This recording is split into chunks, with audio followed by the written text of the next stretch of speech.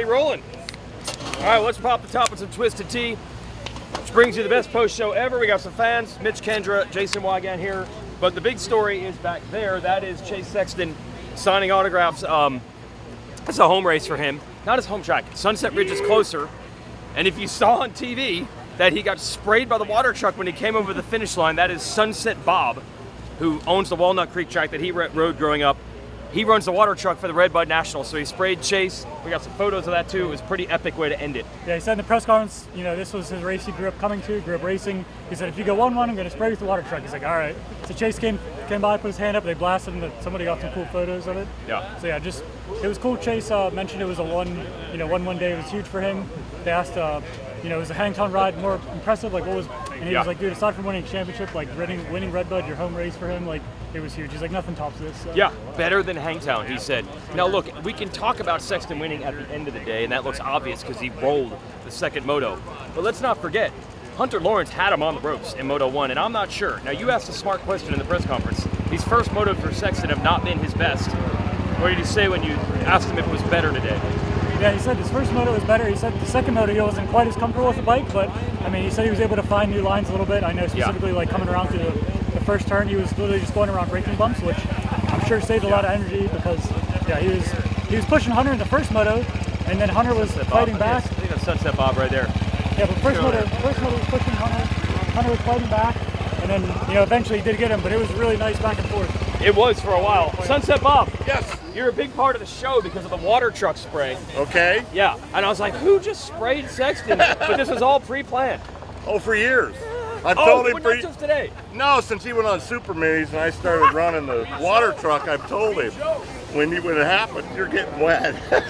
And you had it dialed in. Yeah, and I had the big lined up for the pictures and everything. Beautiful. All right, well done. We'll see you, Congratulations. Yeah, we'll see you, Loretta's. Okay. Working the track there. That's Sunset Ridge. Oh, look at that. Yeah. Beautiful. Yeah. I even got Sexton here. You got a Sexton? Oh, Yeah. he put the number 4 on there. Yep. Yep. We got some sweet Midwest vibes here. Good job, Sunset Bob. This crowd is pumped. There's Chase Sexton back there. So that's really the key. Thank you, Bob. Yeah, he said the first moto was better than they've been, but he's still not quite where he wants to be in these first motos. It just felt like they didn't have to do that reset. Like I feel like the last couple weeks, there was like first moto, he was just kind of finding stuff, and then they, he just switched to what they were on before the beginning of the day. But it felt like today they just came out swinging and was able to just kind of roll with it instead of adjusting everything. Yeah. So. Now the big story in Moto 2 of the 450s was Hunter Lawrence, and this was first reported by a man named Jason Thomas from a TV show. Almost everybody's running scoop tire on this track. Team Honda decided to go with the regular knobby tire, which is worse on the start. They thought better on the rest of the track. Lars said the gamble was our starts have been so good, we thought we could pull it off.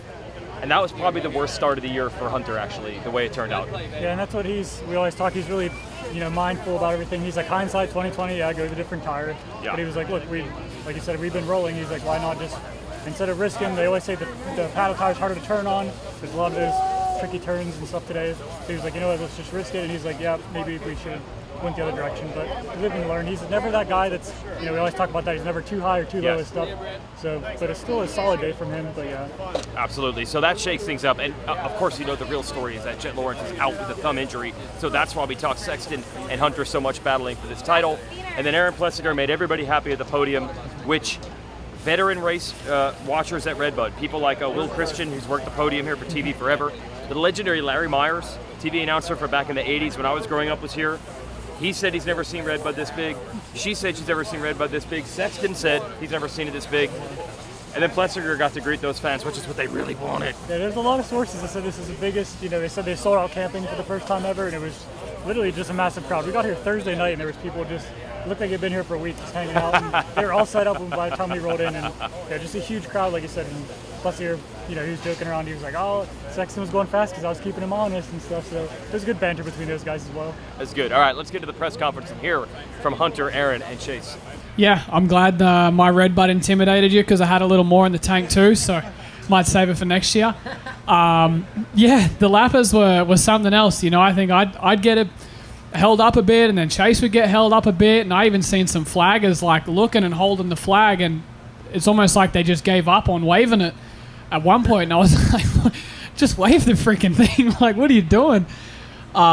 So that was a little bit lame. I thought the blue flag could have been used a little more aggressively, but yeah, I knew coming in it'd be tough to beat Changer at his home, home race. Obviously, extra little fuel for the fire, and I knew he'd be on it. And yeah, I was close in the first one until I was upside down. So thankful to not be hurt and stuff. And yeah, it just happened so fast. But that's the nature of the beast.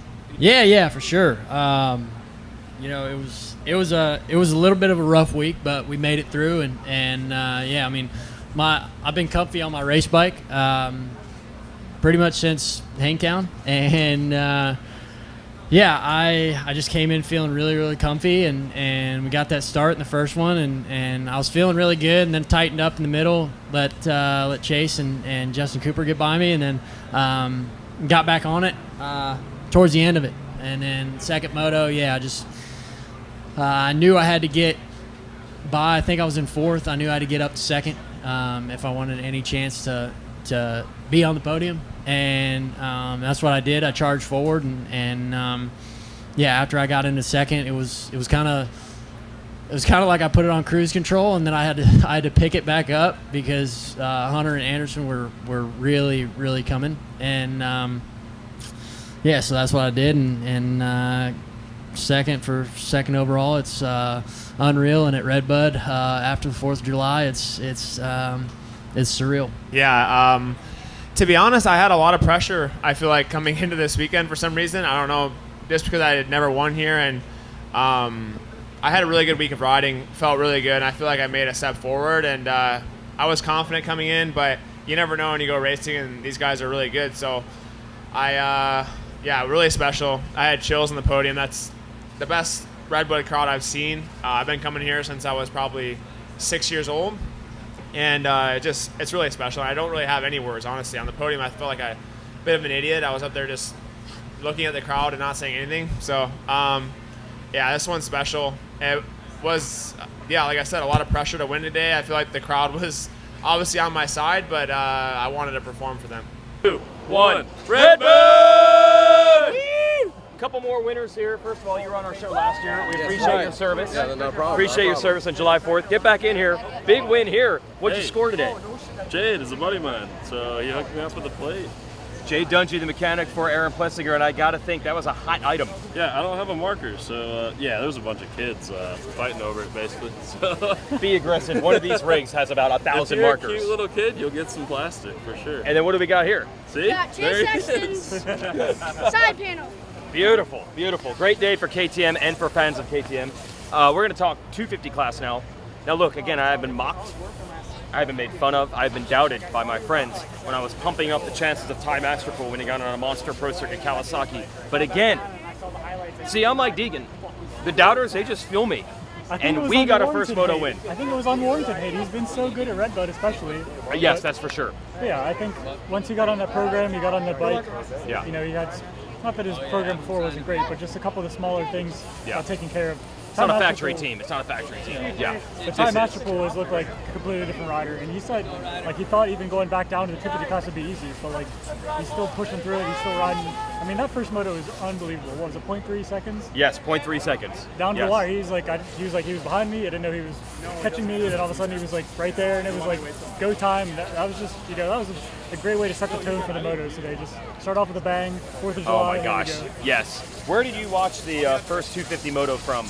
I was on the inside over there by the tunnel jump. Okay, I want to find someone who is those fans at the fences next to those sand rollers. Oh, I couldn't see it. So yeah, I'm standing at the rockers lead. Okay. So I can see them hit the table and then they disappear. And I just see the fans go crazy. I can't even see them come out of the turn yet. And then they're literally side by side. And I was like, all right, here we go. And it was just bonkers. I'm like, he must have passed him. I'm like, Deegan must have got him there side by side. And it was we saw the Moto Combine came down to the last turn yesterday. That came down to the last turn. It was just wow. And another note we did not get on TV. First of all, Masterpool said he had only 20 minutes left in the tank in Moto 2. He went as hard as he could in Moto 1. That's why he faded and ultimately handed the overall to Chance Hymas. Now, you might have seen on TV a lap rider endoed over a table while Vial was battling Masterpool, and Deegan actually crashed into that down motorcycle? Yeah, we were watching. I was watching with MX Jeff from Alpine Stars. Yeah. We're kind of, it's kind of hard to watch here, so we're kind of looking around, moving around. all of a sudden we see this bike go cartwheeling. We're like, oh my gosh, like it almost hits some of the championship guys. Yeah. And all of a sudden we see Yamaha down. We're like, oh, that's not the Yamaha you want to see down. And I think it took him a couple seconds to get going, and then he got back up, and visor was gone and everything. And yeah, we couldn't really see there was some structure in the way, but we saw him go down. We just couldn't see like how he was getting up in that kind of process. But then we saw him get on the bike and go through the turn. So we're like, all right, that's a good sign, because he wasn't laying there still or got up and carted off the track. So we're like, okay, but I think he had just caught up to Vial at that point, or was like, close. right? Yeah, they're kind of battling. Vial kind of got away from him, then that happened, and he lost all this time. But yeah, Well, that explains the worst moto finish of the year for Deegan there. The Master Pool got tired, and Hymas ends up winning. One more note on that. He did take a 5-point championship penalty for jumping with a red cross flag out, but still pretty awesome for Hymas to get a win. Yeah, and that's what everybody's kind of saying too. This is like that one kind of bucket list win you want to win. You know, he's got those lap sled. That was a big thing for him. He got the moto win. That was a big thing.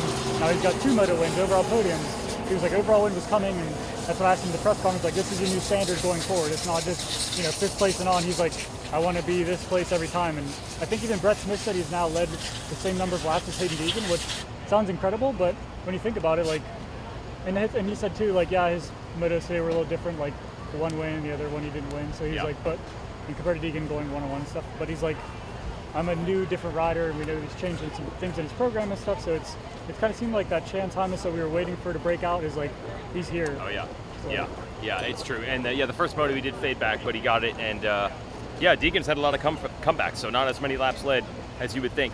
Okay, let's talk to our 250 riders from the press conference. No pressure front or behind, you know, was not worried about any like physical stuff, like getting tired, but I don't know, just not enough pace. Yeah, I think that's the right thing to say. Yeah, I mean, he was behind me the whole moto. We were battling at the beginning, and then but we were pretty much side by side the whole moto, and then I knew he was going to do a hard charge at the end, but the biggest thing just me versus me. Plan doesn't change if I'm in 10th or 1st or whatever. It's just me versus me and me versus the track. And yeah, I had no idea I even got the whole shot. I should have done another point up there, but yeah, I mean, they had me beat, so I just hugged the inside, and then I guess I crossed the line first, and then they passed me right back, so I had no idea I even had the whole shot. And then I think he passed me like 2nd corner, and yeah, he put in some really good laps. He pulled a gap on us, and yeah, but first moto was gnarly. We're charging the whole race. Not exactly quite yet. I mean, I didn't even know I had the overall until I came to Impound, and everyone was super stoked. And I was like, all right, moto win, and yeah, I came over, and yeah, you got the overall. I was like, man, 4-1 last time. I barely got 2nd. So, no, it's honestly really good. Do it on, 4th of July weekend, and being the only American on the team, it felt really good, and especially getting my first overall win here. And I feel like it's kind of a bucket list win for a lot of Americans here at RedBud. So, getting my first one here, it's pretty special. And yeah, I've executed really good the 2nd moto and put a big gap, but Joe reeled me in, and I had to pick up the pace, and I was really stoked. Honda won too, and honestly, it shows how much we're working and how bad we want this, and we're figuring it out. So it was a fun moto battling with him, and yeah, super stoked.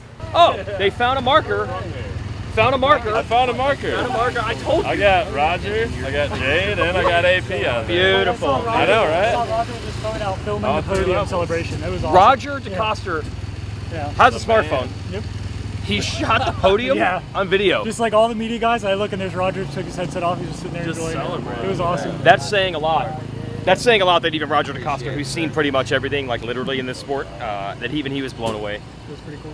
I mean, he was on the podium at this race, I think, in like Trans AMA days in like 76, 77. Like, that is no the joke. Track originally opened. Yeah, that's no joke. Like, Roger DeCoster raced here at RedBud a lot. We'll talk to this guy in a sec. You gotta buy the pad, or you can get lucky, and I'll bring one to you. Oh, he's explaining how it works. Aaron We're doing Plessinger, business. this is the official mascot of RedBud. I think you said that a couple years ago. Now look, I heard you were actually sick coming into this race. So how much was this just like, it's RedBud, I'm gonna find a darn way? After the first moto, Yeah. I kind of locked up the first moto and got weird, and then got past, and then I knew I had to get it done. Yeah, on the second moto. So yeah, man, I just got out there, and once I got into fourth, I knew I had to go. So that's what I did, and I clicked off Webster and Anderson, and Yep. And man, it was not easy, but now it's good. It is, but it doesn't. Okay, you had mega adrenaline on the podium, I'm sure. Oh, dude, is it yeah. starting to sink in now? Yeah, my back's starting to hurt. There it is. Yeah. Everything's kind of starting to fall apart right now. So yeah, safe to say I'm gonna sleep good in the hotel bed tonight. We'll let you go on that. But was that the biggest crowd you've seen over there? That was the biggest crowd I've ever seen. JT was trying to talk to me, and I couldn't even. I had to make out like what he was. I had to like read his lips on what he was trying to ask me. So Yeah, you're better off. It was the best RedBud I've probably seen ever. Awesome. Congrats. Thank Making you. it happen for these fans. That's the RedBud! mascot of RedBud. Yeah, exactly. Woo! We'll go to the Twisted Tea truck and wrap this up real quick. Okay, we're going to wrap this show up. I know where my backpack is this year. Okay. So I don't need to go All find right. it.